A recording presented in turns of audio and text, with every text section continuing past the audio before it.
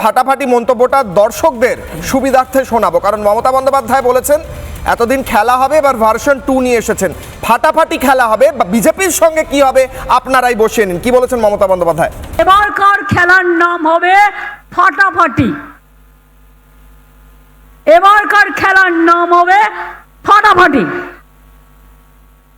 আর বিজেপির জন্য থাকবে কি সেটা আপনারা নিজেরা বানিয়ে নিন। আমি বললে খারাপ দেখাবে। শঙ্কুদেব পণ্ডা, সন্ময়দার উত্তরগুলো তো আপনি দেবেন। শঙ্কুদা, আমার প্রশ্ন হচ্ছে, মমতা বন্দ্যোপাধ্যায় বলছেন ফাটাফাটির পর আপনাদের নিজেদের ফিল ইন দ্য ব্ল্যাঙ্ক করতে। আমি লাঠালাঠি আর কাটাকাটি বের করতে পেরেছি, আপনি যদি কিছু বের করতে পারেন আপনি ধরেননি। আপনাদের তো মার খেতে হবে, রাস্তায় বেরিয়ে মার খেতে চান, বলুন। দেখুন, এই গুড়ুম গুড়ুম চড়াম চড়াম ঢাক বাজানোর একটা নবতম রূপ হচ্ছে ফাটাফাটি খেলা। তো ফলে এইসব ফাটাফাটি টাটিতে আমাদের এখনো পর্যন্ত প্রায় 250-300 কর্মী মারা গেছেন। আমরা জানি কি ভয়ঙ্কর পরিস্থিতি আছে। আমি একটা জায়গায় একমত, সন্ময়দা মানবেন কিনা জানি না, যে তৃণমূল কংগ্রেসকে ক্ষমতায় রেখে ফ্রি অ্যান্ড ফেয়ার ইলেকশন করা কোনো মতেই পসিবল নয়। এটা আমার ব্যক্তিগত সিদ্ধান্ত। আমি সন্ময়দার সাথে একটি জায়গায় দ্বিমত পোষণ করি।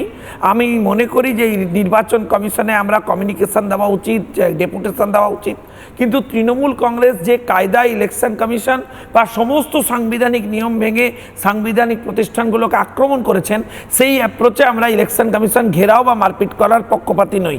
কিন্তু কমিশন যে এনাফ হচ্ছে নিজেদের ক্ষমতা সম্পন্ন, তার প্রমাণ কমিশন 24 ঘন্টার মধ্যেই রেখেছেন এবং তারা স্পষ্টভাবে জানিয়েছেন যে যেই ধরনের হুমকির ক্ষেত্রে ব্যবস্থা হবে।